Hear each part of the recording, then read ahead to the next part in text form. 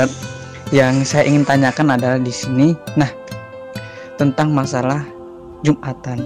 Dan ketika wabah corona ini terjadi di Kalimantan Barat, nah, yang terjadi yaitu penutupan masjid. Ada sebagian masjid yang tertutup, ada sebagian masjid yang melaksanakan sholat Jumat. Yang saya tanyakan, apakah kita jadi kufur atau gimana ketika kita tidak melaksanakan sholat Jumat, sedangkan pemerintah memberikan pengumuman untuk tidak melakukan sholat Jumat untuk mencegah atau mencegah terjadinya merabaknya lebih cepat virus corona. Dan yang saya tanyakan adalah, apakah jika saya tidak melaksanakan sholat Jumat saya mendapat dosa atau gimana, sedangkan saya mengikuti peraturan dari pemerintah? Kan di Al-Quran sudah ada, kita harus mentaati Rasul gitu, mentaati pemimpin. Nah, itu yang saya tanyakan ini seperti itu, Ustaz. Jadi yang sebaiknya kita melaksanakan sholat Jumat tetap, atau kita tidak melaksanakan sholat Jumat. Nah, itu mohon Ustadz pengarahannya, atau kalau ada dalilnya silahkan Ustadz utarakan. Mungkin sebegitu Ustadz. Terima kasih. Pertanyaan itulah yang memang hari ini sering terjadi atau timbul, sehingga ini sifatnya waqi'iyah. Waqi'iyah itu artinya sifatnya kejadian-kejadian yang terkadang memang harus kita bahas sehingga bisa menjadi pencerahan bagi orang lain.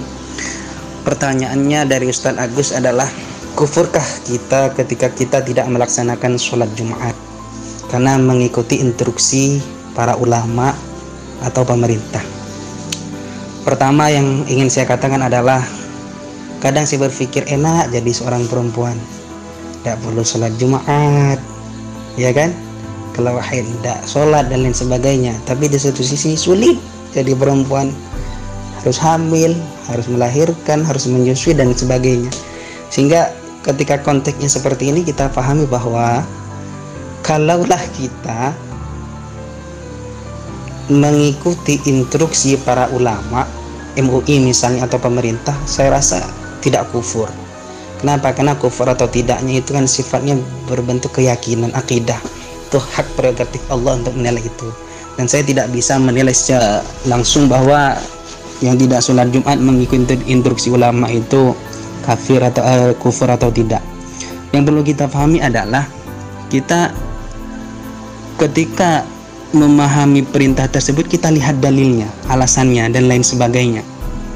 Yang diutarakan oleh MUI itu menggunakan dalil yang sahih, sehingga misalnya ada dalil yang mengatakan bahwa hadis yang diriwayatkan oleh Abu Salamah bin Abdurrahman, saya mendengar Abu Hurairah, Nabi Muhammad SAW bersabda, janganlah kalian mencampurkan antara yang sakit dengan yang sehat. Artinya ketika ada seseorang yang lagi sakit dan penyakitnya tersebut menular, maka itu tidak boleh digabungkan. Kenapa? Karena takut menular kepada yang lain. Kalau kita menarik lagi dengan adanya hukum Islam itu sangat menarik kalau kita pahami. Hukum fikih itu sangat fleksibel untuk kita amalkan. Kenapa? Kalau kita pahami bahwa syariat Islam itu kan, kalau kita melihat dari beberapa konsep, misalnya dari Syekh Imam Al-Juwaini dalam kitabnya itu Al-Burhan dan Al-Waqat, juga diikuti oleh muridnya Imam Al-Ghazali, bahwa tujuan dari syariat itu kan ada 5: hifdzuddin, hifdzun nafas, hifdzul akal, hifdzul mal. Nah, terjadinya wabah virus corona ini sehingga pelaksanaan kegiatan termasuk ibadah sholat Jumat itu kan dalam rangka untuk hifdzul nafs, untuk menjaga jiwa orang lain, sehingga dikhawatirkan agar tidak mewabah kepada yang lain gitu. Kalau kita juga melihat pendapat-pendapat yang lain dari beberapa ulama, misalnya yang dipakai oleh kalangan ulama NU, misalnya banyak sekali bahwa pelarangan tersebut kita harus memahami adalah illatnya.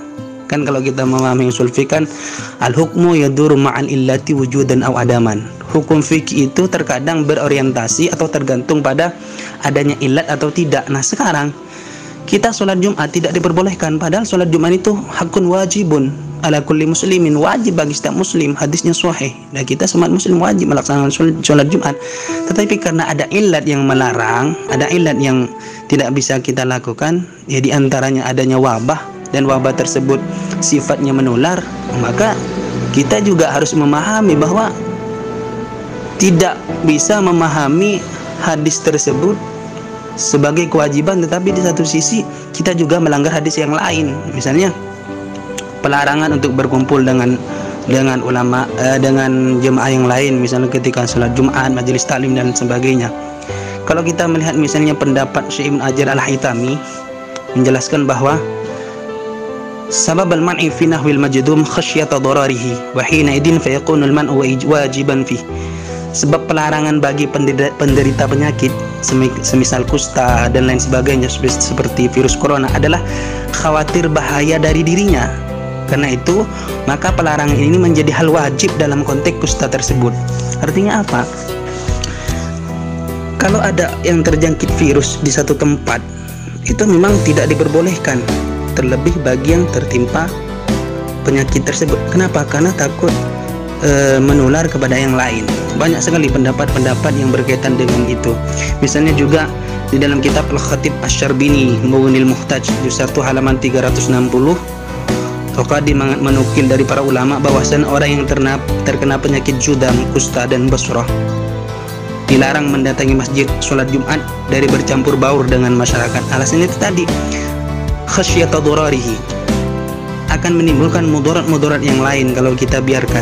Sehingga kalau saya memahami adalah ulama MUI khususnya, mereka memberikan fatwa itu sudah sesuai dengan hadis, sesuai dengan pendapat ulama terdahulu, sehingga kalaupun kita mengikuti pendapat tersebut kita tidak salah. Kenapa ya? Karena ada ulama, fas'alu ahla dzikri in kuntum la ta'lamun, ulama yang berkompeten sudah memberi fatwa, ya kita tinggal ikuti. Tetapi terkadang juga fenomena yang terjadi adalah di kalangan masyarakat itu terkadang ada yang berbeda pemikiran dari diri kita.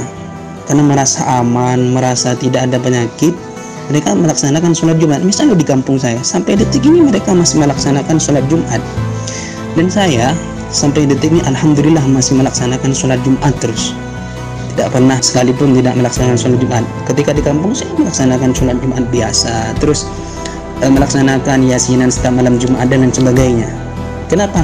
Ya karena pertama mereka melaksanakan itu sebenarnya bukan ingin mengingkari pendapat ulama tersebut, bukan, tetapi mereka seakan-akan ada ikhtiar bahwa memang kondisi tersebut di kampung tersebut misalkan aman. Kalau aman ya tidak masalah. Kecuali memang kalau ada tempat-tempat yang kayak di kota, orang dari manapun bisa datang, sehingga itu dia khawatirkan memang. Sehingga jawaban saya adalah kufur tidaknya itu hak prerogatif Allah. Kalau ada yang mengikuti seperti Agus tidak sholat Jumat karena memang ikut pendapat ulama atau pendapat pemerintah, tidak muskilah, tidak bermasalah. Malah antum termasuk orang yang taat terhadap perintah Allah, Rasul dan para ulama. Walaupun mereka misalnya melaksanakan sholat Jumat tidak mengikuti himbauan pemerintah dan MUI, bukan berarti kita harus memberi statement kepada mereka sok dan lain sebagainya. Biarkan, karena mereka juga melaksanakan ibadah. Sehingga yang menjadi titik penting di dalam diri kita adalah menyikapi perbedaan tersebut, dan kita bersikap menyikapi bagaimana. Kalau ada yang di satu kampung ingin melaksanakan sholat, ya silahkan, kita bijak, jangan sampai kita mengata-ngatakan mereka, apalagi dengan orang kampungan. Yang kedua, kalau ada yang memang tidak melaksanakan sholat Jumat mengikuti himbauan para ulama, ya kita juga memahami hal tersebut dan kita bersikap antara mengikuti dengan tidak. Kalau saya selama ini masih mengikuti, dan saya tidak menyalahkan yang tidak kalau saya pribadi, saya melaksanakan sholat Jumat artinya tidak mengikuti himbauan dari MUI tersebut, karena di kampung saya memang aman. Tapi kalau bagi kawan yang tidak melaksanakan sholat Jumat karena mengikuti himbauan para ulama, itu juga tidak saya mempermasalahkan gitu. Kenapa ya? Karena ini kan juga pertama urusan ibadah, yang kedua ilatnya sudah jelas. Kalau bagi yang udah ada penyakit atau dikhawatirkan, lebih baik jangan. Tapi kalau memang di kampung tersebut memang tidak ada, aman-aman aja, silahkan, tidak masalah. Itu jawaban dari Ana Khairul Agus. Banyak sekali pendapat ulama yang antum bisa cari. Misalnya pendapat Ibnu Hajar Al-Haytami tadi, terus Al-Qadi, banyak di dalam kitab Fatwa Al-Fiqhiyah Al-Kubra, banyak sekali pendapat-pendapat tersebut yang mungkin bisa kawan-kawan cari tuh.